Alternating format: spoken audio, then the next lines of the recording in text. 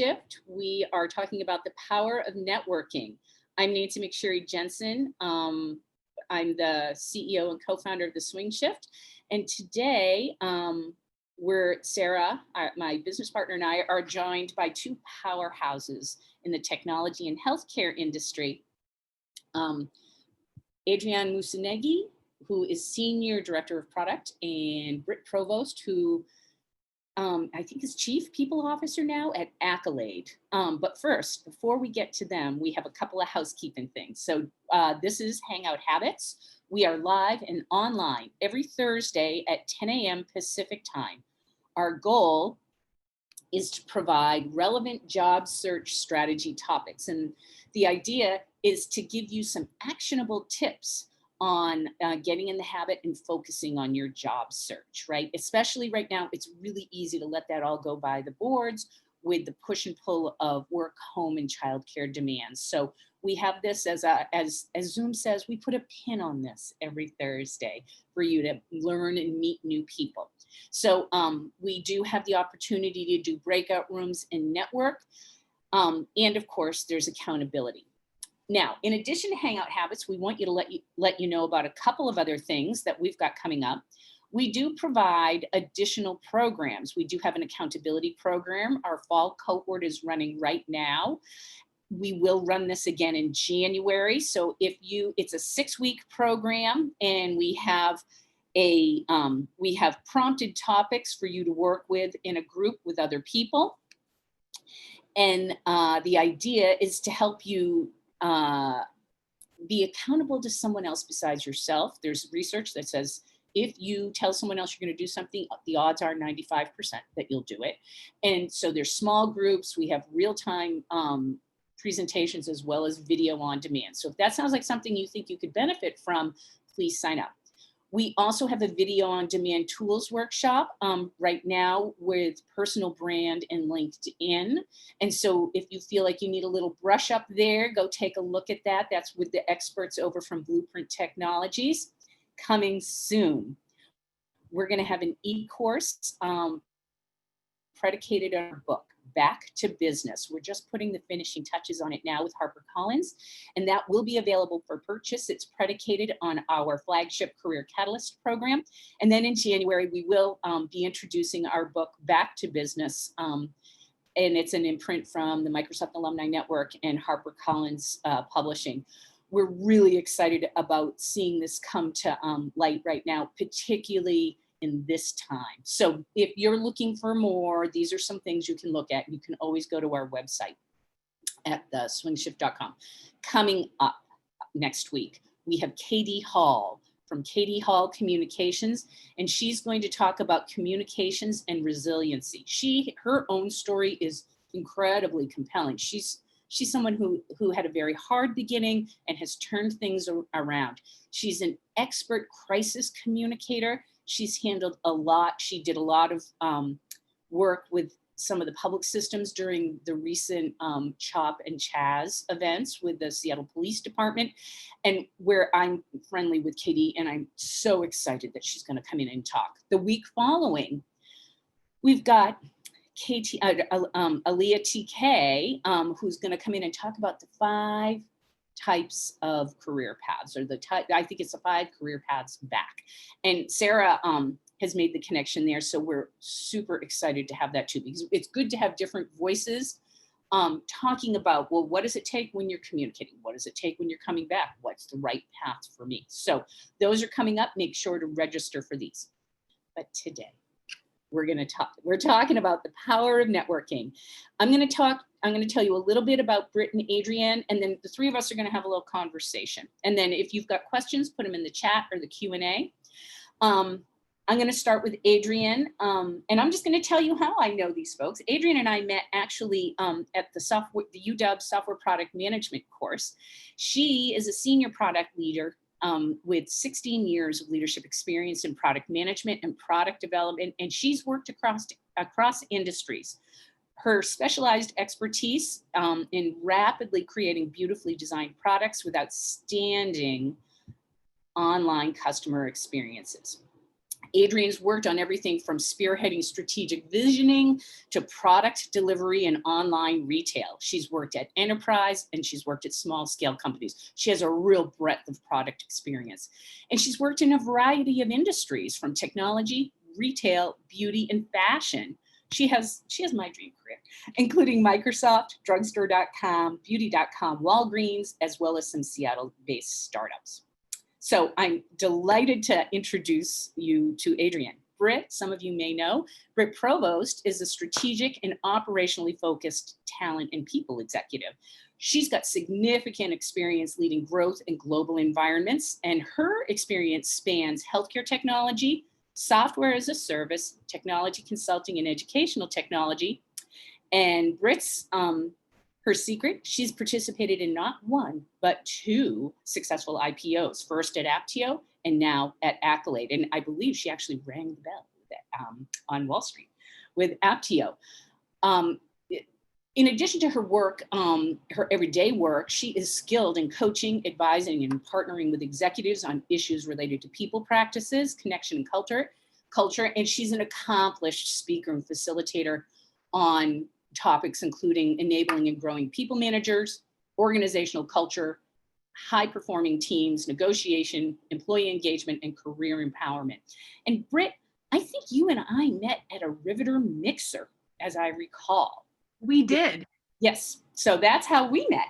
And then we can talk a little bit later about Adrian and Britt and me, because this is all about networking. But the reason I always introduce our speakers is research shows that when women introduce other women, it accrues more validation and power. And so with that, let's talk with these two powerhouses, Adrian and Britt. Welcome. You've both had careers that have shifted direction a couple of times. Britt, I'm going to start with you, and then Adrian, I'm going to have you jump in. Can you talk about your moves? Because and we're all Microsoft, we're all Microsoft alumna. Can you talk a little bit about your move from finance to professional instruction to healthcare? What was the constant for you there we go. Yeah, no, the constant for me, I guess, is also just who your manager is going to be and what the company is. So it's really important to me. Relationships are super important. And so I gravitate towards great bosses. And Accolade was really appealing to me because I had somebody that I knew I was going to go work for, that I was going to learn a ton from. And so you got to respect the company you work for. You got to respect who you're working for and make sure that you feel like they have space that they can create for you in terms of your growth and development. Right. And because so you walked in saying my strengths are in the HR discipline, but you looked at the people you were working for. Adrian, how about you? Because you've jumped as well. I love this about you. She worked in beauty.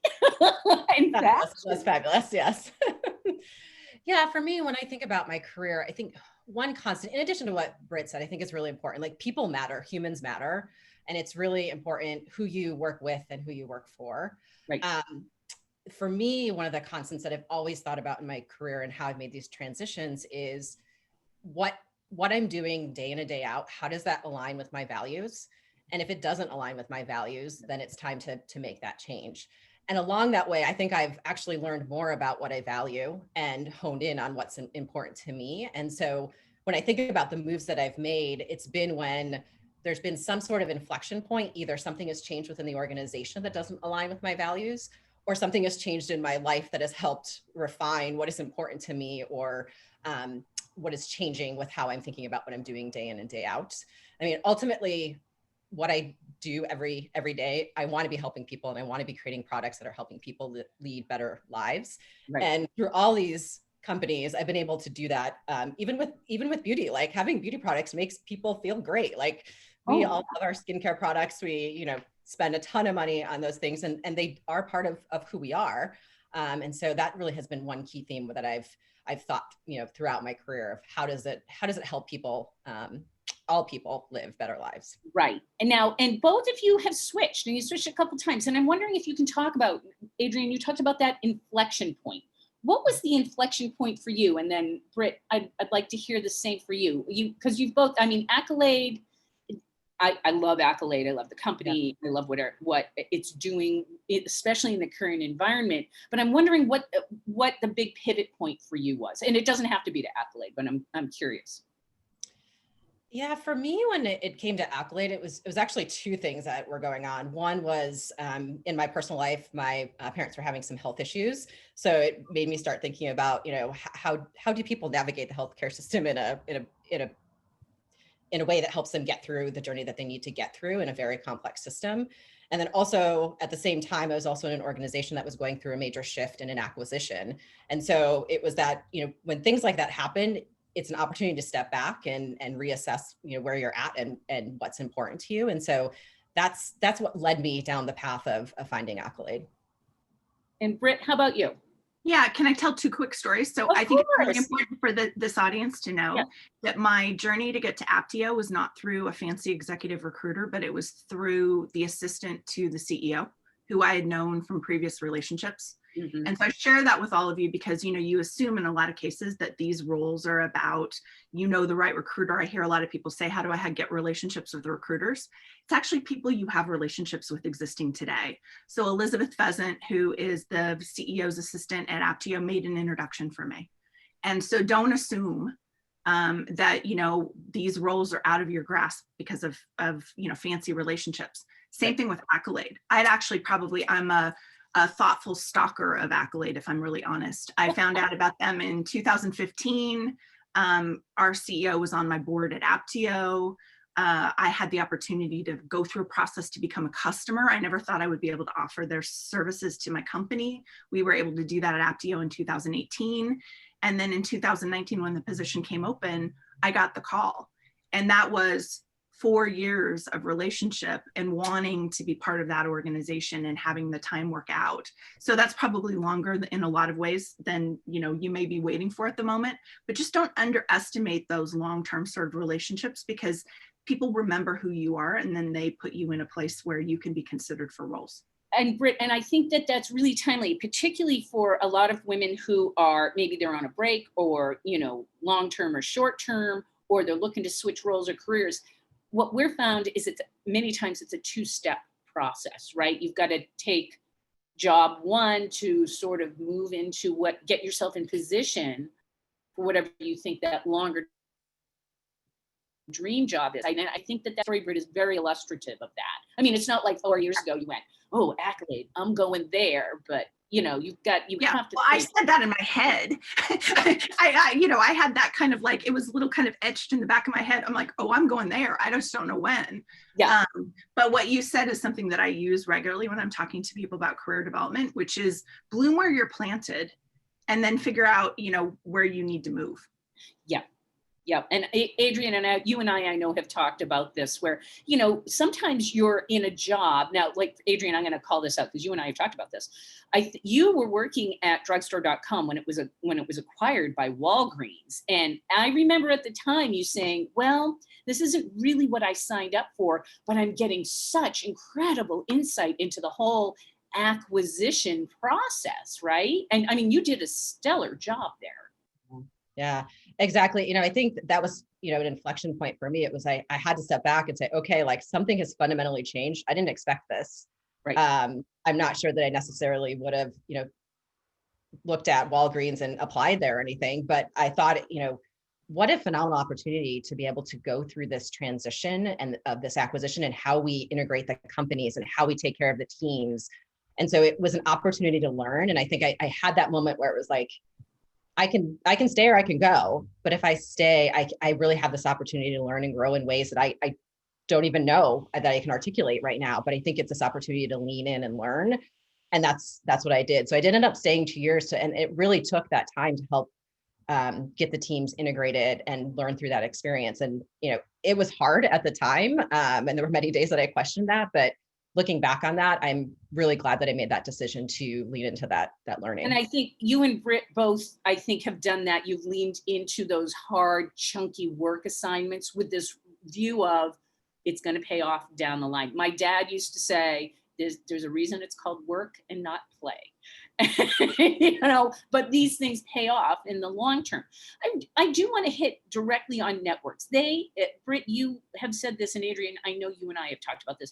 They're critically important whenever you're thinking about your next move. And her hair is going to explode. How do you do this without feeling transactional? Because in the current environment, many women worry about this in particular, but in COVID times, people are meeting online. And then when you connect with them, you connect on LinkedIn. So then how do you grow and cultivate and keep things going without saying, hey, met you at that workshop. So great to see you. What could you do this for me? So this is tricky. I have emotion about this. I know you do. Look, I mean, I don't think of it as networking. I think of it as building relationships. And so if you're going to go in and just make your ask in the first 5 minutes, you're not building a relationship. That's okay. That can work in some ways. I think in this moment, it really turns people off. It's really overwhelming.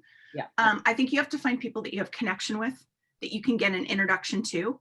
And all of you that are in this group can make introductions as well as somebody can do that. It's not about power or whatever else. It's also about grace. I think if you're gracious and say, hey, look, everybody wants to hear that their background's interesting or they did something that you admire or whatever else it is, tell me about it. That's an easy angle to have a conversation. But ultimately, all of this is going to be about the relationship, the chemistry, and just don't be a jerk.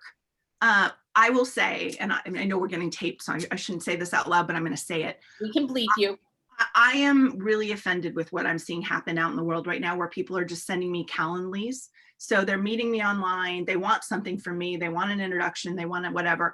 And then not only do they do that, but then they send me a Calendly to look up their calendar to find time to talk to them about whatever. Yeah. Just be gracious and understand people do really want to help. And I would offer to all of you to reach out to me on LinkedIn and I will do my best to help. Just don't be gross. Don't be transactional. And also just if you're asking somebody who's busy, make it as easy for them as possible in terms of figuring out with what calendars or everything else kind of works. And also be understanding if they tell you in this moment, oh my gosh, I can't do anymore, but let's do it next week. Right. I think that and I'm prompting this because I know you and I have talked about and it's not that I don't love Calendly as a tool. I think it's great to find connection, but realize what you're asking of somebody. And right. Your job in a lot of this in terms of making network connections or building relationships is making it as easy as humanly possible for the person you want to help you. Don't get distracted on the stuff that's not going to help you. Yep, absolutely. Adrian, do you have anything to jump in on that?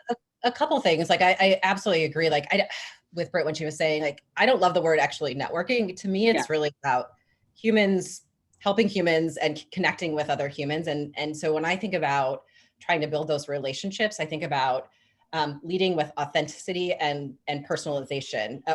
This is a little more tactical. One of the things that I do to help me is when I meet people or interact with people, I actually have a file that I keep and just like keep a couple of notes about each of those individuals, things, that might not be, things that are around the value that they provide to the relationship, but like personal things like their son or daughter is, does soccer or they're interested in something outside of work, so that I have those reasons to touch back later. So that when I do need to reach out, I can reach out more with authenticity rather than, here's my ask. So that's really helped me. The other thing is thinking about the people that I often will just like sit down and think about like, who are my close contacts? Who do they know? Like, and what do those circles of communities and networks look like? Because there are ways for you to help each other out and also identify opportunities to connect with others that there might be a good connection with, both from you being able to provide them some value and you also to get some value back. Yep. Sarah suggests this all the time where she'll say, particularly if you're talking with someone and maybe you're asking for their time or an introduction or something, always offer something back. It's really, really important. And, Cheryl Lynn is saying in the chat to lead with curiosity. And I absolutely 100% agree with that. And I think both of you are saying that as part of your thing, but yeah, absolutely. You want to be curious about the other person and their role and what's important to them, because that's how you're going to learn, right? this is kind of a tactical thing, but I do think it's germane.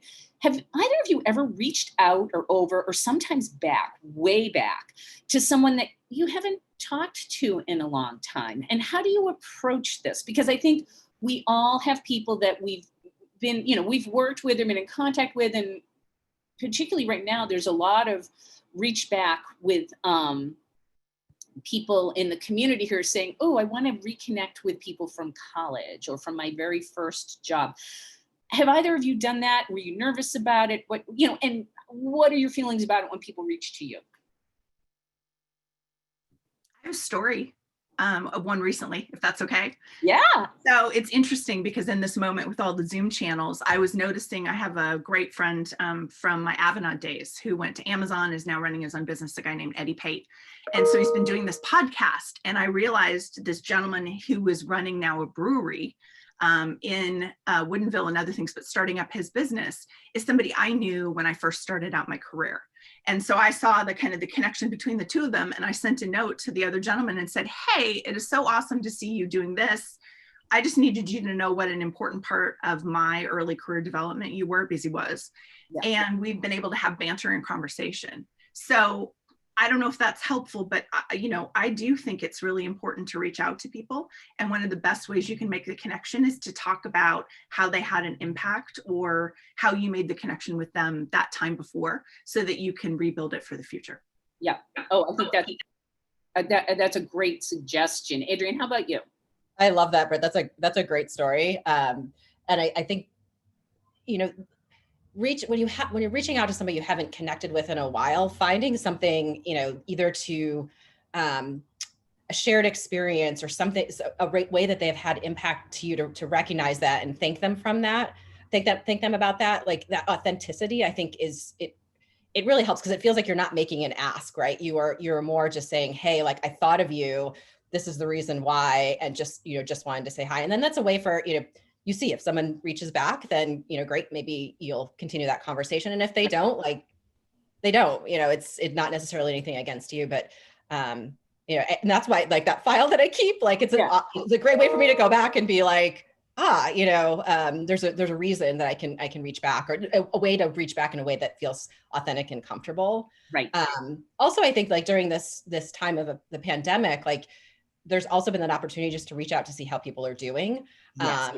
In an authentic way. And so I think that has been helpful for me when it feels a little bit abrupt to reach out to somebody that I haven't talked to in a long time. Yeah. So I have my last two questions. My first one is about best practices, because we've talked a lot about the ins and outs of these things. What's the number one piece of advice you have for people who are looking to expand their networks? Because you're both very adept at this and you do it in very different ways, very complementary ways. Yeah, how I think about it is, the phrase I often use is like create and cultivate. I think about not just creating these connections for me, but how do I create connections for others? Right. I do think that there is something extremely invaluable with helping others, because I feel like you put that out and it actually often comes back to you. I don't put it out there, wanting anything in return, but it does help, I think, just create that energy around helping each other and helping to create and foster those relationships. On the cultivate side, it's always, how can you the relationships that you want to continue to foster, and not all relationships survive, right, in perpetuity. There are some that you just like with networking and relationship building this way, like there are some that you just are going to walk away from because it's not of value, or it's not adding to your life. But when I think about cultivating, it's for those relationships that you want to keep building. What are those like micro touch points you can have and reasons to reach out, either to thank somebody or, say, I saw this and I thought of you. So really always thinking about how do you create that energy and creating relations for yourself and others, and then how do you can continue to cultivate those. That's great. Britt, how about you? I love building relationships, so I got to be careful to not get over my skis in terms of trying to schedule too much time, too much space. And chemistry is really important to me, because I don't want to just have a transactional relationship. I want to actually be able to help, be able to do something. So I do think about what is that thing I can do I will say that LinkedIn is a really important tool in all this. I kind of think of, I grew up wanting to be an anthropologist, and I think of LinkedIn as the kind of an anthropology tool. You can see what Totally connections people have, what relationships they have. One of the things that I really value is that interaction on the tool set in terms of commenting on things or liking things, amplifying somebody's voice. Those have been ways where I have had just really informal relationships kind of come up because I liked something on LinkedIn and then I ended up talking to the person that posted it or whatever it was. The other thing I'll say that's totally crazy, but it has really worked for me is I've met more good humans on Twitter, which emotionally with all the elections and everything else is not great right at the moment, but I've met more people in real life that I followed there that I thought they were interesting, that we ended up kind of building friendships and partnerships because we had something in common.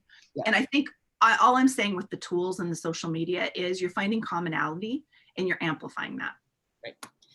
Okay. And speaking of amplification, before I get to the last question, Accolade has some part-time and remote openings. And so, Britt, I'm going to give you a little promo opportunity here. You want to talk a little bit about what's No, I'd love to talk about that. And look, I think this is the conversation that we want to have bigger and broader with the Swing Shift in general. Right.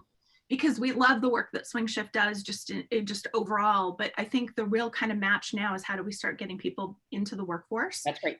And so, we've thought a lot about returnships and other things like that, but right now we have part-time, temporary, remote work supporting our customers and our members. We're building out on our health assistants and other roles that help support the people that are our members and our customers. Those are employers, those are health plans, and there are about 94 of them, 94 different kind of customers that we have. And so if this is something that's of interest to you, hit me up on LinkedIn. We're going to be talking about it more. But we really feel like we need to be really thoughtful about kind of putting our money where our beliefs are, and that is getting connected to our communities across the places we do work. And Seattle's one of those places. We also do this in Arizona. We also do this in Pennsylvania, but we're going to be thinking bigger and broader. Great. Because I promised you I would promo that. So Thank you. Yay. I like to deliver on my commitments. Okay, it's pedal to the metal time. Britt, I know you networked your way into this job. Adrian, I believe you did as well. Did you guys know each other? And I know I'm asking this because I know the answer. Did you know each other before you got to Accolade? We did, yes. Britt and I met a few years ago, and actually it was Nancy that made the introduction. She was the great connector. So she was. Speaking of making connections for other people. Well, and it was funny because we were individually we were talking about, well, what do we want to do? We were starting the Swing Shift. You were both in different roles at different companies and saying, well, I'm kind of thinking about what I want to do next. And it was one of those pay it forward things. So thank you both. Where I thought, I don't know what Adrian and Britt are going to do together, but I think they should know each other. And I think that it's actually a good example of how you can connect people up because your instinct will tell you, oh, these people have got, they've got common interests and like a unified work focus and, here we are several years later. Yeah, it's been several, and I will remember that breakfast like it was yesterday. It was a great conversation. It was great. And like at the time we didn't know how this would end up, but the fact that we both landed at Accolade has been awesome. It's been great to have that connection and have that person that you know and have a relationship with. So thank you, Nancy. And I had a welcoming committee. Like when it was just so nice to like know somebody on the inside as I was joining the group, because it's hard, like being a new kid in the new school and not knowing anybody. So it was nice to know Adrian. I know. Well, and I think that it really, and you've both said this, it's all about the relationships, right? And and so I think that it's instructive, especially if you're talking with someone and you think, they really should know so-and-so. It takes you 1 minute to fire off that email and say, hey, I talked with this person about this. You and I have talked about this too. I think you should know each other because you just never know where it's all going to come together. And Nancy, you said something really important that I want to call out just in this moment where people are overwhelmed. You asking permission of the people to make the introduction, I think is I know it's an extra step, Yep. But I think it's a gracious step right now, because I the worst agree. thing you don't want to have happen is somebody ghosts the people you're introducing them to. You want to make sure people have the bandwidth to accept the interaction, because then your chances of it kind of succeeding and flourishing are going to be much better. That's right. That's right. It's really, really important. And I think like back to like, how do you make that, you start that networking and reach out? Like sometimes it's just overwhelming. Connecting to other people that are, you know, it feels a little bit easier sometimes and more approachable than actually you making that outreach. So something to think about as you're thinking about how do you cultivate your networks. Right. And I will say that, you know, and because we've all talked about this personally, particularly right now with these online communities, I mean, I love in-person connections, right? As anybody who knows me at all knows, right? I'm like, oh, let's talk about this and let's talk about that. And I love seeing you. Online, I find much more difficult. And so I do think that, you know, you have to be a little more purposeful about it. And yeah, I think asking for both permission and grace is super important. I will say that when I go on I've been on a couple of networking calls where both Adrian and Britt have been in there. And it's so nice, especially if there's a room of 30 or 40 people. Half the time, I don't even pay attention to what's going on because I'm private messaging my friends and say, how are you? What's going on? So it does kind of give you that chance to engage in these bigger, somewhat impersonal environments. Yeah. So I want to share another story because you had asked about like, did I use my network to get to Accolade? Yeah. Interestingly enough, I had only one connection with somebody at Accolade prior to starting my position there, which was, in my mind, I was like, oh, that's a little bit of a flag there. Like, how do I not have a multiple connections at the organization? What I actually just applied online to the job, to be honest with you. Like that's how I got my foot in the door. But where I used my network was helping me to navigate through that process of like, how can I use my network? Who knows about Accolade? How can I, you know, get a better sense of the company and what it's like to be there and the culture? And so I didn't use my network necessarily to get in the door, but I used my network to navigate through that process, which was interesting, you know, because we say like network to get your next job, like that's how you do it. In this case, I actually applied online. And I think that they're both equally valid. Yeah. Right.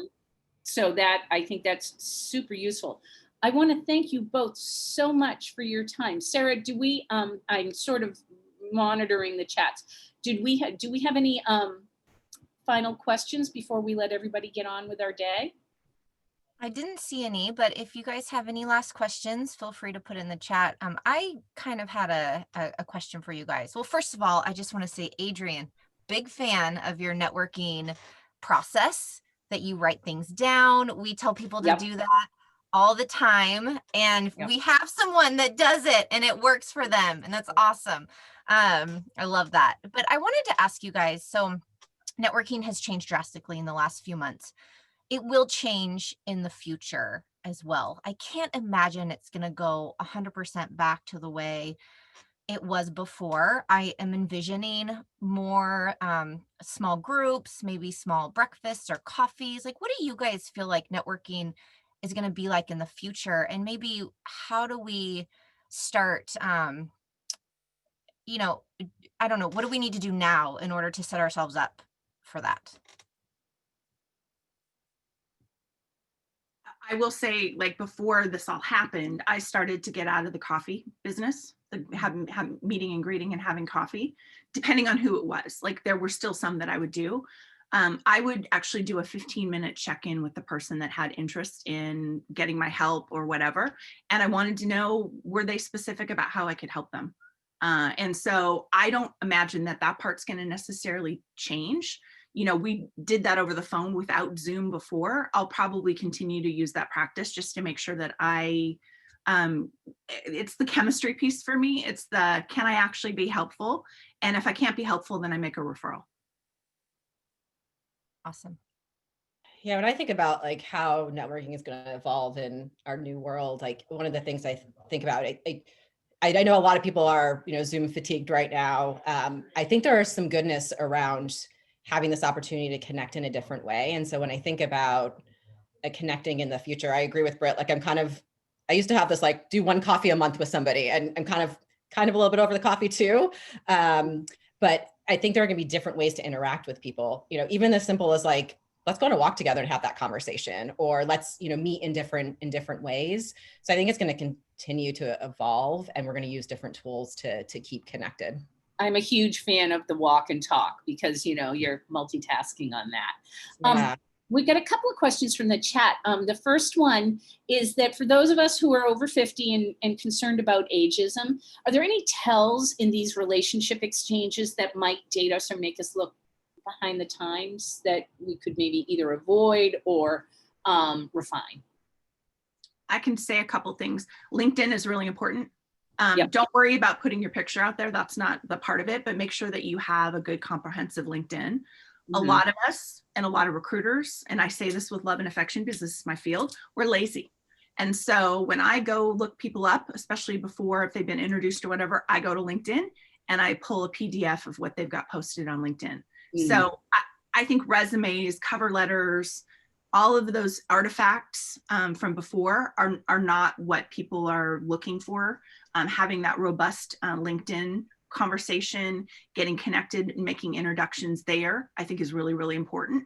And then also when you're doing this with people, I have had people comment on interviews and other things if people aren't looking at the camera and engaging. So having a good Zoom kind of presence, space, other things like that. I think those two things get you current in a way that will show people that you're up to date, and you make it easy for people to find out about you and pass your information on. Right. Yeah. And following on to that, are there do either of you have a trick set of questions like in these networking relationship chats? I personally, I have a rule of 3. I always go in armed with 3 questions that I'm going to ask a person, whether it's at a big event or a one-on-one. But how about both of you? I think I don't have like a standard set of questions I use, to be honest with you. I think about the interaction that I'm going to have and like how I might be connected with this individual, or like where we're meeting up, like where are those like shared things that we can discuss, and or like where are there opportunities for us to talk about interests that, you know, might be overlapping. So there's not anything specific. I do my research. I think about it ahead of time, and always lead with, again, authenticity and wanting to learn more about them and how can I, you know, give versus receiving back. So that's how I think about those kind of couple of questions that I will go in with. Of course, I go in with a couple of questions. It's just I don't have a standard list. It's different. Got it. I have one I always use, and I mostly use it in interviews, which is tell me your story. Because I'm interested. I've seen your, you know, again, with resumes and the world changing a little bit. The other thing is, you know, as we are thinking about ageism and actually just racial equity in general, we got to move away from talking about universities and traditional kind of expertise. I'm really interested in what drives people. I'm really interested in that first paragraph in LinkedIn that talks about who you are and what you're seeking and why. That is as important to me as a list of what you did. I could care less. I'm interested in whether or not you have the attitude and the capability to learn and grow. And so if you can tell me about you and you can incorporate those things in there, that's really important. Right. Something you said there, Britt, a lot of things what you said are really important, but one thing I want to talk a little bit more about is like your story, like practice telling your story. And like your story may shift depending on who you're talking to, but start practicing that. Use your existing network, actually get into other networks or other communities where you can practice that story. Like for me, one of the things that when I looked at my career and look at kind of the changes that I've made, all I was seeing is like not consistency. Like I was moving around, I was jumping around. And it wasn't until in the UW board class for women that we started practicing telling our stories. And when somebody else looked at my experience and said, no, this is what I see. And I'm like, oh, I never even saw that. Like it was a common thread that I wasn't seeing. But when somebody said it, I was like, oh, wow, I should be changing and altering my story to weave that in. And Yeah. I'll say the last thing is, if you're going to go through an interview process or meeting somebody that's worried about why 6 years ago or 2 years ago you weren't working or doing whatever, they're not caught up. And that's a warning sign for you. I remember doing an interview with a group a couple of years ago when I was thinking about my transition out of Aptio. And they looked at I was a year and 6 months at Microsoft. And that's reputable, but it was earlier in my career, and that was 15 years ago, and they asked me why it was so short. You gotta understand that those may not be your people. You are looking for a match, and we are trying to work and change the world about job descriptions and all these things. And there are a lot of us on the inside that are trying to make it better. But boy, those are warning signals for you. They are. And, you know, Britt, I think that this is a very good sign. I think a lot of women who have taken breaks, you know, worry about the career gap or the age thing. I think it's really great because both of you have had, from a time trajectory, have had a pretty traditional path. Sadly, I think it's comforting to know that even when you're staying on the straight path, you still get that kind of nonsense. Snark. Right? It's just snarky. I know. And I will say that my default response to anybody who would say that would be, have you worked there? You know? Probably not the most productive response. Are you open to meeting new people on LinkedIn? I know you are. So can folks from our call and our community connect with both of you? Absolutely. Sure. Please do. Just no coffee. Sorry, guys. No coffee. Britt is coffeeed out. Got a ton of it in front of me, but yeah. Yeah. Well, I think we're gonna, oh my gosh, we're at 10:45. We've taken up, hold on one second. We've taken up so much of your time. I want to thank you both so much for coming and talking with our community. You've both been incredible supporters of me and our business, and we're looking forward to doing more with you.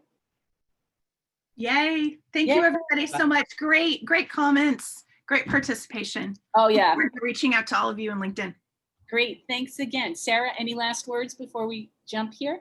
You know, I am going to put everyone in breakout rooms for those that want to stay and connect with each other. And we'll be on here till about 11. So we get those that can't, need to get on with their day. That's great. But for those that want to maybe meet some new people, this is a great chance to do that.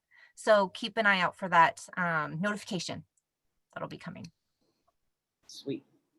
All right. All right.